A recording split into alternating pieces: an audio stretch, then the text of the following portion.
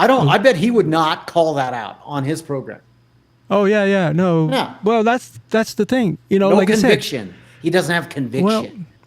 well, this is why I asked the question because on the one level, from the outside, we can see as no conviction, but on the other side of this perspective, Mm-hmm. I'm as I'm trying to process and analyze it, you know, because remember, belief is to me one of the most power. I mean, it is the most powerful thing, right? And so, if people believe it is so, it is so, until they can be convinced otherwise. And of course, when that happens, they enter a phase called cognitive dissonance, where their belief and reality hit, you know, collide, right? And so that's really what we're seeing in a way kind of unfolding.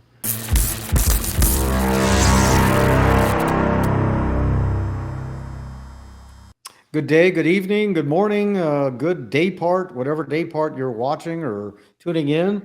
This is another installment of Inside Reality. I'm Jeffrey Candelaria. This is Jimmy Tran. And every week we take on a topic and we try to dissect it. Typically, we use a dialectic approach, meaning I take a position, Jimmy takes a position. Generally, that juxtaposes my overall view, and we dissect it more or less. Sometimes, More or less, we will also agree on certain issues or certain aspects of that particular topic. Today, we are going to talk about the absurdity of politics. It's just the whole thing is such a joke and fraught with hypocrisy, and it really descends to the construct of absurdity for me. By the way, excuse my casual appearance, but I bet I've had a hectic day. I have tendonitis because I play a lot of pickleball. So what the hell? Please like the show, share the show, comment on the show. Last week's show, I think we had quite a few comments. The week before, we talked about MAGA. So we talk about these obvious, ubiquitous topics that are part of pop culture, that are part of the human condition, particularly in Western civilization. We try to dissect them using critical thinking, dialectic approach to debate, and also just complete directness, which I just don't think most shows do. I talk about my own hypocrisy all the time. So today, Jimmy, we want to talk about the absurdity of politics. And I'll give you a quick example. So we seed the topic. I was watching a show today, because I watch a lot of news. I admit I usually watch Fox, although I can't stand certain programs. I don't like Hannity. I don't like Laura Ingraham. I'll be honest with you, I just can't take it. But anyway, on one of the programs, they were showcasing a couple of transgenders that were being very critical of Trump's fitness initiative. The presidential fitness patch. You're too young to know, but when I was a kid, you get a little patch if you were like in the top 10 in your class that ran 100 yard or 100 a mile, or did so many push-ups, whatever. I was a chubby kid. That's why now as an adult, I'm very proud of my fitness because I've worked at it, because I was ridiculed as a chubby kid. But anyway, this transgender man posing as a woman, because he's not really a woman, was wearing a big wig. You with me so far? A lot of makeup, high voice, obviously faking a high voice, and wearing a dress, bra, panties, all that. So I was thinking the transgender man posing as a woman is actually, and this is part of the absurdity of politics, is actually exaggerating the stereotype of a classic 1940s, 50s, 60s, mid 70s woman as an object to sexualize. Does that make sense? It's almost like this man posing as a woman that is a transgender person is actually making fun in a way of a stereotypical woman in an objectifying way. And that part of the democratic machine, the progressive part, thinks that that's a good thing. So where are all the Gloria Steinem's and all the women's rights people, being critical of a man posing as a woman, and not only that, but exaggerating the very stereotype of a woman that was objectified, and sexually objectified, particularly the last 60, 70 years. And that's part of the absurdity of that part of the political system called the progressive democratic machine. Did that make any sense? You look like you're confounded. I'm just listening. Are you confused? Well, no, I'm not confused. Well, I'm just trying to process, comment. because I didn't see this program that you're talking about. It doesn't matter that you didn't see it. You get the point. How many transgenders have you seen on television, whatever? They're posing as women when they're really men, but they have that traditional stereotype. Remember the guy that did the Bud Light commercial, the little guy wearing a little wig and panties and a bra, looking like a woman, a stereotype. Yet I don't hear women criticizing not only the fact that a man's posing as a woman, but criticizing the stereotype of a sexualized woman that we have traditionally objectified. Yeah. No, I see that as issue. So let me partly clarify that there's a distinction between, I think, that people that are dealing with specific issues, when it comes to their identity, but then there are those that take it further and try to leverage it for their advantage. I understand that. So, I'm talking about what's happening, though. But I want to clarify that that's where we are in this conversation. We're not, I'm just saying that we're specifically referring to those that are being used and are using this as an exploit for their political advantage. As a prop, yeah.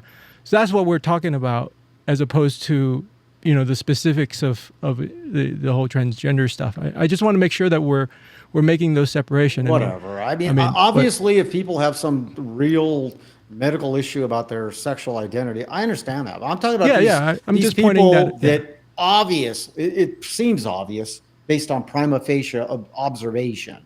I can't get into anybody's mind or soul, but it just, like this person, it was obvious to me that this is a man with a dress, wearing panties and a bra, with a wig, in a high voice, stereotyping a woman, and I don't hear anybody criticizing that. Yeah. Just based on the stereotype that man is trying to personify. That's part of the absurdity of politics, because there are parts of the political machine on the Democratic side that absolutely think that that's amazing. This is an amazing phenomenon. I think it's absurd. I think it's absolutely absurd. And I'm not going to participate in the absurdity. What do you think that they're pushing so hard to because do that? Trump has commandeered and appropriated common sense and pragmatics. And anything that Trump does, they're going to run as far away as possible. Take the opposite position. Yeah. So if Trump says the sun is 93 million miles from Earth, and that's been established through science, and it takes about 8 minutes for a photon to get from the sun to Earth, they're gonna say, no, that's not true. That's absolutely not true. That's white science. That's white supremacy science. I'm sure they're already saying that. So I think that's part of why you asked me why the progressive wing of the Democratic machine allows this transgender thing to be such like a noble phenomenon, right? Like almost like this. They're so moral. They're so brave. They're so more. It's so noble. When I just think a lot of it is absurd, and I think they commandeer that they're noble, right? They think they're being noble. They're trying to also insert some moral authority. But I also think because Trump, has commandeered common sense and practical thinking and all of that anything that he claims, they're going to just repudiate and run away from and completely, ridicule and annihilate. But I just think they end up a lot of times looking absurd, ridiculous. Yeah, I mean, well, here's the question, right? I mean, I know that you're not big on this whole compassion and thing, What do you mean? That's I don't know what you're talking or about. What do you mean maybe compassion? I'm compassionate. I'm no, I'm compassionate not when I saying that. think something actually warrants compassion. Like No, that's not what I'm not saying. when the Jews were attacked and Yeah, by Hamas, I felt genuine compassion. I also simultaneously feel compassion for a lot of the Palestinian population currently living in the Gaza, that Gaza part of the Middle East. I feel compassion for some of those just regular Palestinian people that are caught up in the absurdity of their politics, that are suffering without food, without running water, without infrastructure. So I don't know what you mean by not having compassion, because I no, do. I'm not saying that you're If not it's genuine, having. No, if I'm it's not saying that warranted. you're not having compassion. I don't have What? compassion for things that are absurd. That's where I draw the line. Okay. So that, I mean, that's what I wanted to clarify, because I know that I mean, you've challenged in the past, in our conversations, you've challenged things that are kind of on a softer side of a stance or a position because you don't feel that that's, We're not a talking good about that position. today. We're talking Yeah. about absurdity and where I, politics on both sides. We'll talk about the Republican Party yeah. also uh, personifying or commandeering absurd positions too, because I'm fine with that. All I'm saying is I'm sick of and tired of just kind of watching these last 20 years common sense being completely, like just thrust out the window, and Yeah. pragmatics and celebrating excellence and celebrating achievement. I'm tired of that. And all this insertion that these absurd things going on, we're just supposed to like, oh, it's perfectly fine. It's perfectly fine. Yeah. So that's where I'm completely devoid of compassion or any sensibility when it comes to somebody or some position that's absurd, and that I'm supposed to participate in the absurdity. I'm not going to do it. Not going to happen. That's what I'm talking Yeah. about. I mean, I think that's fair. I mean, in terms of politics, I mean, then the question that kind of comes to mind, if you will, or begs the question is that, typically, is this the direction things go, in terms of politics? I mean, because if you look at it, right, I mean, we've talked about in the past where you have conservatism versus liberalism, right? I mean, those are two dialectics in terms of the whole system.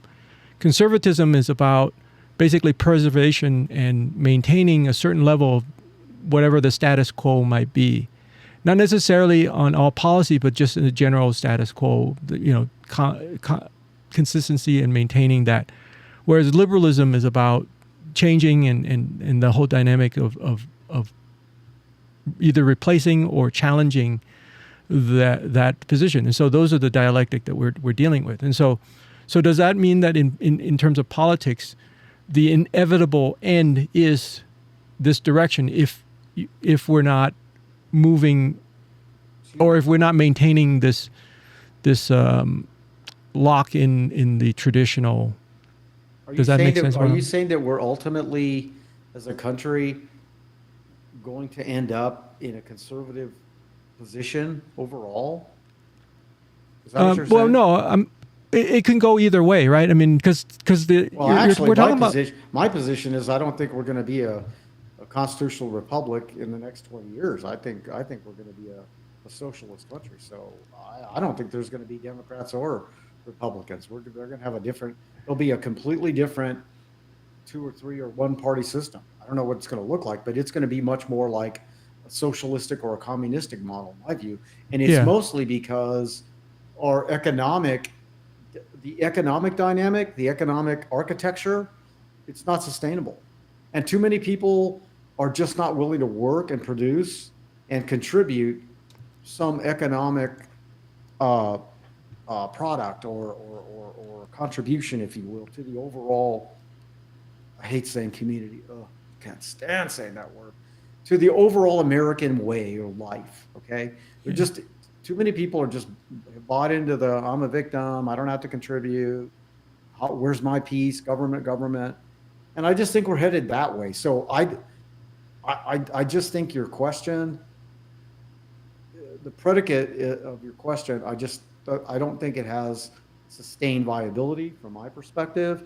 But I want to keep on the topic, which is the absurdity of overall politics. That's why I came up with this idea of what I've observed with the transgender phenomenon, which is, it's, again, to your point, there are people that definitely have some, sexual, medical identity crisis situation that I can't understand, but it does exist. But I think there are a lot of these folks that commandeer that position in order to gain influence, be approved, and gain some sense of influence and power, as well as advantage as well. Yeah, there's advantage that too for jobs and other things. Yeah. And I'm not going to participate in that absurdity. I'm not going to do it. Yeah. Now, my question is related in terms of the politics and the absurdity of politics, but I guess let me see if I can try to clarify my question, right? So if what we're seeing today is an indication of how politics tend to move, especially when the driving element of politics or policies or whatever is for more change and more, right? So the question is, how far do we go? Like, here's an example, right? We have this fight for equal rights, right? Specifically for women, okay? So that pendulum and fight has gotten to the point, they can argue all day long about, equal pay and all that, but, until women are willing to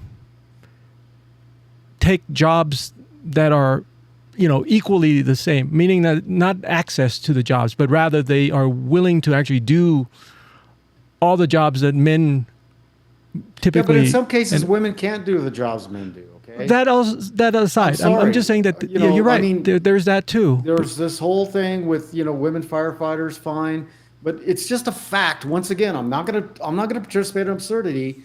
That on average, 100 men versus 100 women, 100 men are going to be able to carry a hose that weighs 1,000 pounds or whatever the hell, they farther than a woman. Yeah. So they just have superior biological advantage, physical capacity over the average woman. Absolutely. So for your premise, your question is, how can you ever even say there's going to be equality in terms of women can do anything that a man can do or vice versa, when I just don't think it's even possible based on biology. Now, again, I absolutely believe women should have access to the same pay for the same job, but it should be based on merit, not based on sex, not based on identity, not based on the color of your skin. If you have a job X, two people apply, one's a woman, one's a man. It should be who's going to be better to personify the expectations of that job at the highest level. Yeah, and I'm fine with that. And a woman should be paid as much as a man. They're not. They're not. We know that. That. That's why I talked about this. That's why I talked about this co-opting of a traditional stereotypical woman.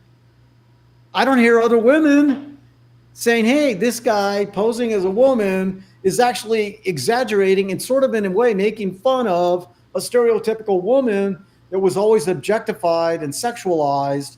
And I don't think that's good. Yeah. Well, here's the thing is that from your perspective, this person is making fun of and all that. Okay. But I think that from my observation, right, in reality, these individuals actually think that is, they have every right to, and they have every right to, but they don't have, it's not my right, or they can't impose their right on me that I have to participate in the absurdity that's really a man. It's not. You can have a million operations and surgeries. I'm sorry. but you're never going to be able to produce a woman, or a child. Yeah. And don't get mad. I mean, I'm sure people are The biology upset is not there. Yeah. People are Well, screaming and they're throwing stuff at the screen. It ain't going to happen.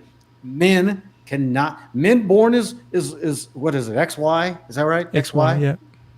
Cannot produce children. I'm saying it out loud. You can hate me all the hell you want. It does not happen.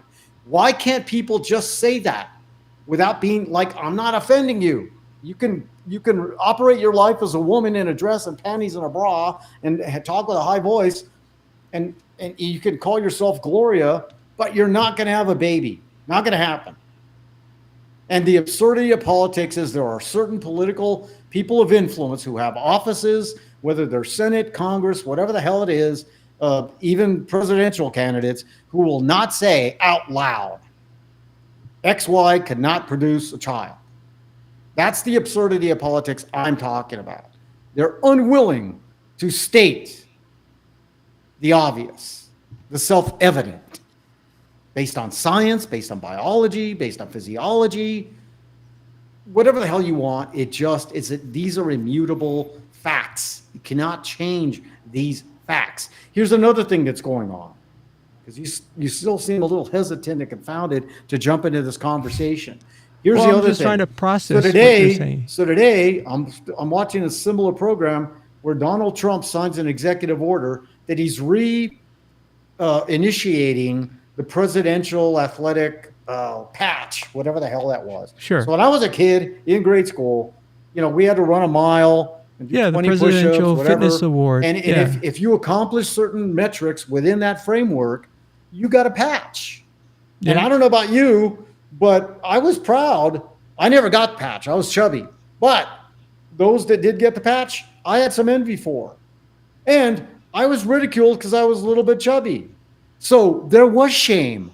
But you know what? The shame motivated me.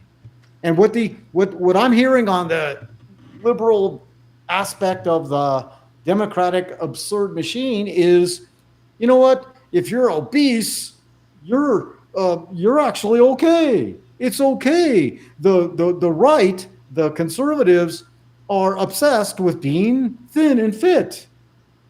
Okay, maybe, but again, if we're just going to talk about science, overall, if a thin, fit person who gained that presidential patch, is being diagnosed or being scrutinized physiologically by a doctor or series of doctors versus a morbidly obese person, who's more healthy? Again, what is wrong with a little bit of competition for little kids, teenagers, mid-school people? What's wrong with trying to be fit? And some people will be more fit. And those that are not, they're going to be shamed and ridiculed. That's life, man. That's all I'm saying. And the absurdity of politics is there are certain people in the political machine that think that that's like antithetical to just like common sense. Yeah. And I hear your outrage, and to some degree, not really outrage. It's just absurd. It's absurd. I mean, there's a certain level of outrage. You have to admit that. I mean, I'm calling you out on that.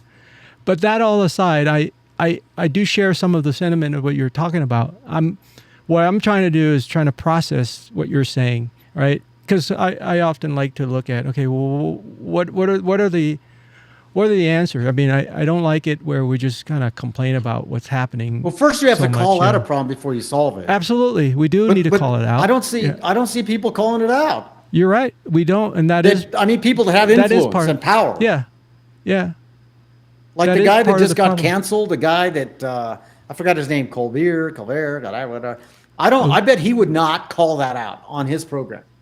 Oh yeah, no. Well, that's the thing, no like conviction. I said, he doesn't have conviction. Well, this is why I asked the question, because on the one level, from the outside, we can see as no conviction, but on the other side of this perspective, as I'm trying to process and analyze it, because remember, belief is to me one of the most it is the most powerful thing, right? And so if people believe it is so until they can be convinced otherwise. And of course, when that happens, they enter a phase called cognitive dissonance, where their belief and reality hit, collide, right? And so that's really what we're seeing in a way kind of unfolding to some degree. At least that's my observation of it. What you're saying is, I understand there's an old expression, facts are negotiable, perceptions are not. Correct. I get that. That still doesn't make it not a fact.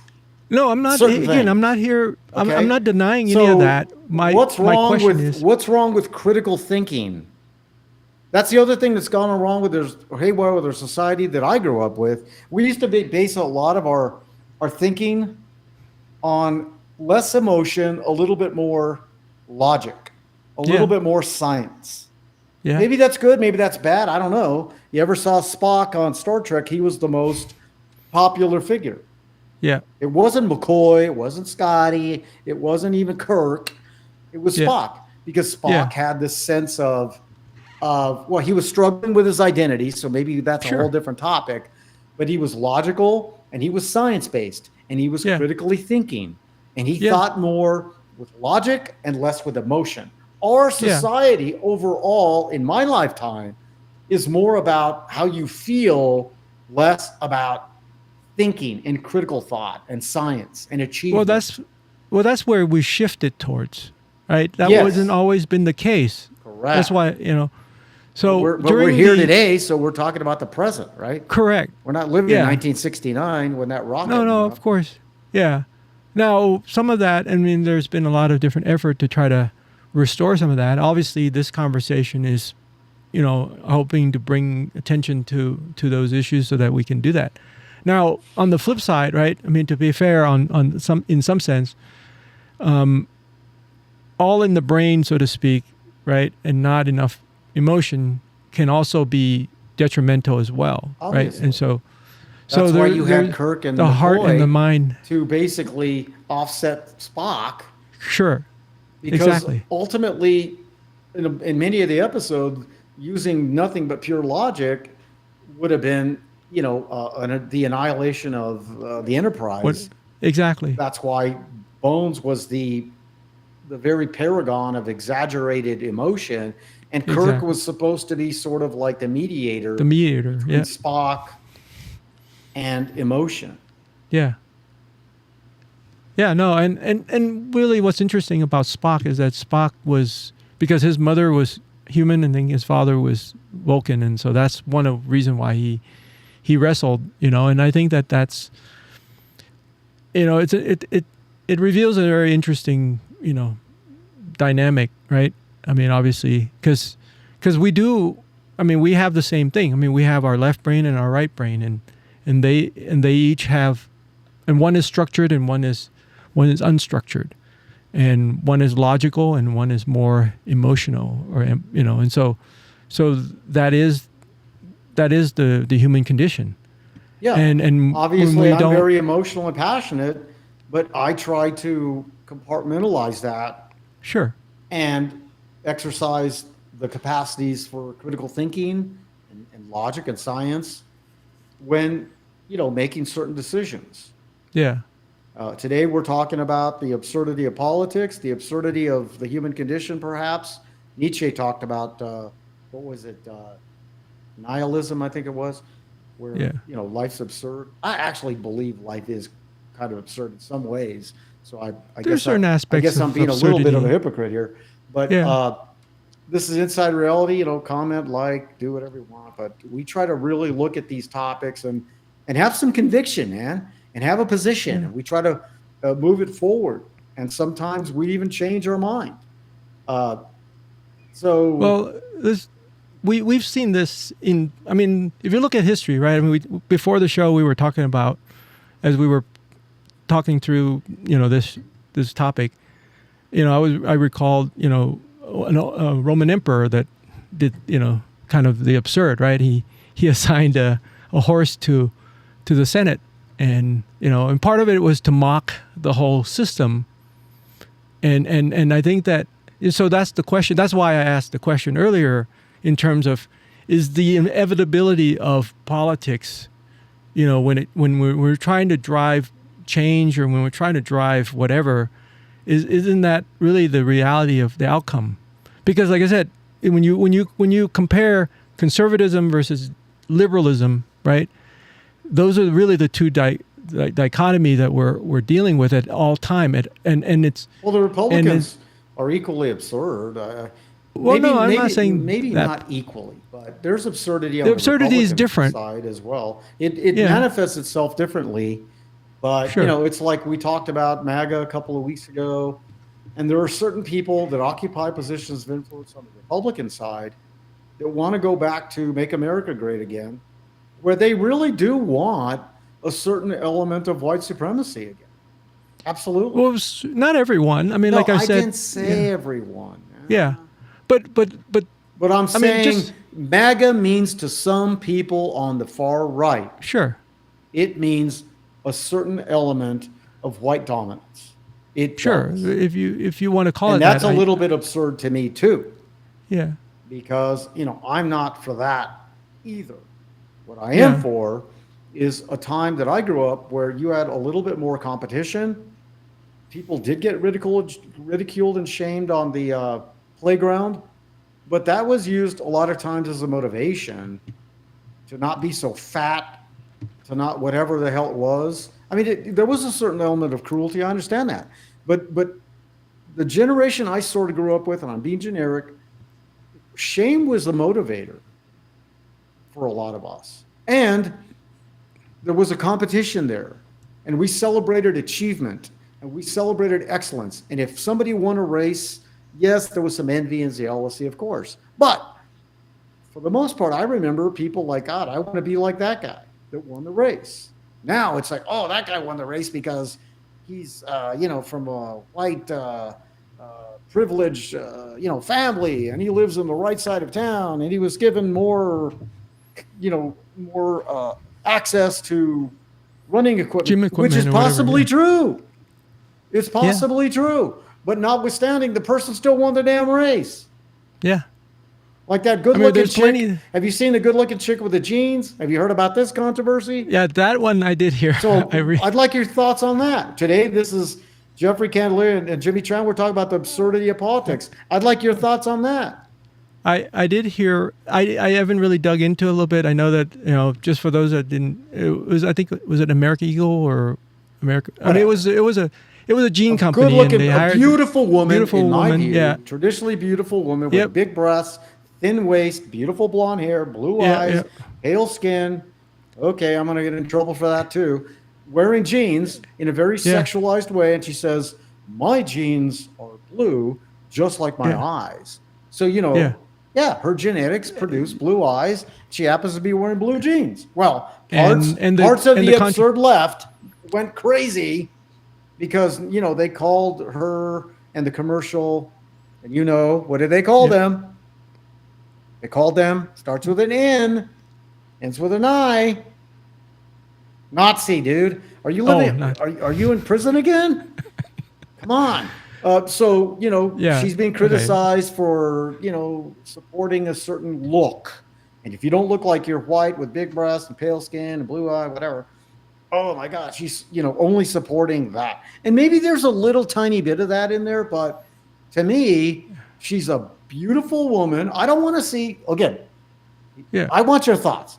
Do you want to see, maybe you do you want to see a morbidly obese person in jeans promoting a commercial as a sexually attractive person? Not usually. Okay. Not usually. I mean, well, again, part of it is context too, right? I mean, I also remember during the Renaissance period, right? I think it was Renaissance, right? Rousseau was a painter. I remember from my art history class, like art teacher, Rousseau. He painted, I think it's Rousseau. Okay, so if I'm incorrect. Came over here and studied the American democratic system and was, I think, somewhat critical of it. I'm not sure. Are you talking about Renoir? Was an 1880s painter. Anyway, we're digressing. What are your thoughts on this? No, my point was I forget the name of the, maybe not Rousseau. Okay, yeah, Rousseau is a philosopher. Okay. Yeah, that's what I just said. Anyway, there was a painter that his his style of painting was all very, chubby, very, what do you call it? Because chubbiness at that time meant you had more access to food. No, So I get chubby that. was actually part of the aristocracy. Correct. I'm talking and about that's something different today, man. No, we're not no, living in the Renaissance. We're living now. No, I understand that. My point is that there are some people that like that type of, I mean, that's just, some people like skinny, some people like more bone, more meat. I totally. If you interviewed 1,000 men, I don't care, from America today, from the age of 18 to 59, Yeah. 1,000, just put them in a room, and you put that one chick on with a big breast, with a thin, waist, and a beautiful face, and all that. Again, beautiful is my bias. Yeah. And you get the fat girl, with a big whatever, in the same jeans. Which one would you like to have be stuck on an island with for 5 days? I would say, yeah, 70%. Good chance that. Yeah. Or more. So yeah, that means that most of us see beauty in a particular way: the symmetry of a face, proportionate, body parts, appendages, all that. Sure. It's again coming back to, in a sense, science, because the way we assimilate data and information, our minds are wired to like order. Symmetry is order. That's generally why beautiful things tend to have a certain symmetry. Don't get mad. It just is. That's another way of demonstrating how I'm not going to participate in absurdity. Anyway, we got about 10 minutes. Yeah. And that's why I'm saying that, there's a certain level of absurdity for sure. And that raises another interesting question. And we certainly can kind of walk, along the edge of conspiracy theory, if you will, because I think that there's a deliberate, in my opinion, there's a deliberate, just like there was a deliberate attempt to reduce the health and reduce the mental stature of the general American public.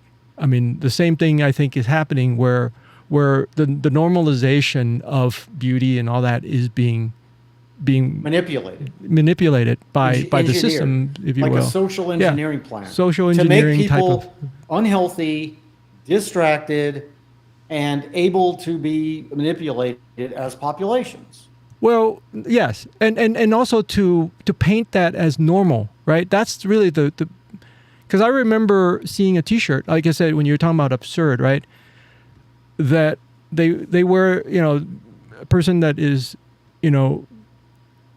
I forget, I don't know where they are, but they wear, like we were talking about earlier about the transgender, right? They would wear a shirt that said, I am normal, right? Now, for that person, that might be their normal, okay? But in the terms of general society and in the terms of general, and so what I see is that there has been this shift, or at least there's been this attempt to try to normalize or try to reset things in a way that so that we would accept that as normal. You see what I'm saying? That to me is really the bigger issue than. So today we're talking about on Inside Reality, share the show, like the show, hate the show, whatever you want, but at least give us some attention. We're talking about the absurdity of politics. So we've been talking about particular instances of absurdity, but you're talking about a grand design behind some of the absurdity. At least that's what I feel. No, like I don't disagree with you, but I didn't know we were going to go in that direction, but we can. That's fine. Well, it's part of this conversation. I think it's fine. I don't disagree with you. If you ever read The Art of War, or excuse me, not that, The Prince. If you ever read by Machiavelli, if you ever read obviously Orwell, when words became antithetical to what actually was. Yeah. Because words have power. Goebbels did the same thing. I think he said something to the effect, or somebody around him said, he was the propaganda minister for Hitler. Yeah. Joseph Goebbels talked. So you tell a lie often enough, it becomes their truth. Yeah. There's a thing called the big, and you can manipulate that truth. Yeah. And there's actually this concept of the big lie. So small lies you can't really get away with. Okay? But big lies apparently you can. And it's very easy to do and manipulate. And there's actually a very interesting psychological dynamics that happens. Well, what's coming out with Trump and what Clinton and Obama to a lesser extent and Comey and the CIA director, when they come up with this hoax about Trump had this particular relationship with Putin. Putin manipulated the election to get Trump elected or whatever it was. I mean, it's coming out that was absolutely a big lie. But if you ask the average, they American, still think it's true. They still think it's true. Yeah, which is absurd. Which is the absurdity of politics. But that's part of the game, and I think that's also the reason why they do it, because they know they can get away with it. Yes. Right. I mean, like I said, you can't get away with it when the lie is small, because you can have particularly when this big lie put forth with Clinton and Obama and Comey and all those guys, when they had all these machinations that were multi-layered and a little bit complex, people don't like to think about complicated, convoluted machinations in the first place. So I think that was part of their design too. Absolutely. All the machinations and the confusion, like today, the average person can't explain, what the dossier was about, what Comey's role was, what Hillary Clinton did with the emails. So that was part of their machination too, was to make this big lie complicated and multi-tiered so that the average person wouldn't be interested in the complexity of it. And that's partly how they got away with the big hoax that Trump was in cahoots with Putin to get, to manipulate the election in 2016. Got about 4 minutes there, big fella. Yeah. All right. So I think that's part of the game, right? And actually, since we're on the topic of conspiracy, right? I mean, and these are not theories. A lot of these things that we pointed out are now being shown to be facts on some level, right? I mean, depending on how much information is being released and all that. So there's actually one other thing that a lot of people are not aware of, or aware of on a very little, or they discard, and that is that the Chinese CCP specifically. What is that? Communist? The Chinese Communist Party. Yeah. So the Chinese Communist Party, the CCP, they had written two of their high-level military generals or whatever wrote a thesis on how to take down an adversary, and like the United States, and they wrote it's called Unrestricted Warfare. You can go online, you can look for it, and you can dig into it yourself and find out. Okay, in this treatise, they identify that in order to defeat an organization, a country like the United States, an enemy like the United States, you gotta attack them not from front. You can't hit them front on. I mean, right? You got to find different method. You got to find the weaknesses, and then the whole art of war thing. And so they've identified in this treatise, they actually identify 4 areas that they have to keep us, the United States, in a 4-front battle. The drug war and all that being one of them. That's why the cartel. That's why the fentanyl and all that. The other one is the cultural war, which is what we're dealing with when we're talking about all this transgender and all this stuff that I mean, when you think about it, I mean, we're talking about a fraction of a fraction of a fraction of society that are dealing with this on a real medical and health, mental level. But it's magnified to the level where you seem like almost like every other person is this way, Right. So what's the third way? And the third is, of course, the economics. Okay. And then the fourth, of course, is to get them caught in real war, like the Ukraine situation and the Gaza and the Iran thing. So those are all the 4 different areas that, and so when we are divided in terms of our energy and our resources, that's when they can kind of, and that's why we see a lot of the subversions that have come in, through the migration and immigration. You had the part of the fall of the Roman Empire was I had a fly. bell go off. The Optimites and the Populari were the Republicans and the Democrats, and they started doing all this stuff, like to your point, and dividing the Roman culture. The emperor usurped most of the power that the two councils had. Yeah. Kind of disintegrated the power of the Senate. So slowly, by incrementally, the whole thing started to just deteriorate. Yeah. And then, of course, the actual republic was designed to run Rome, not so much the entire empire. Just based on the way it was engineered, and so it wasn't designed to really run a whole swath of massive area, right? Let alone all those populations that had different cultural anthropologies within that population. But anyway, we'll talk more about that. Interesting show, pretty robust today. Any concluding thoughts? Inside Reality, Jimmy? Yeah. Well, in terms of the last thought, I mean, I think that part of this engineering that we're talking about, right, the social engineering, is also when you flood a society with people from all over, right, culturally and all that, right? I mean, literally within the last 40 to 50 years. I mean, that's literally how long, okay? We've been around for 250 years, give or take, right? The U.S.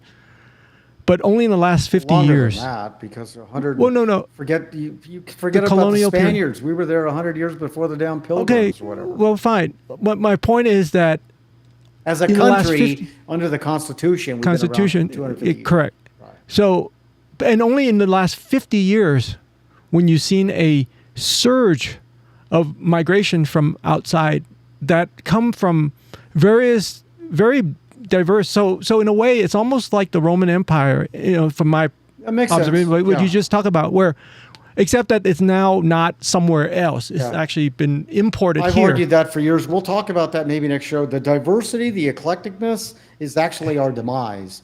Because on one level, there is no such thing as the American way of life anymore. Anyway, well, there is, and then we're done, man. Inside Reality, Jeffrey Candelaria, that's Jimmy Tran.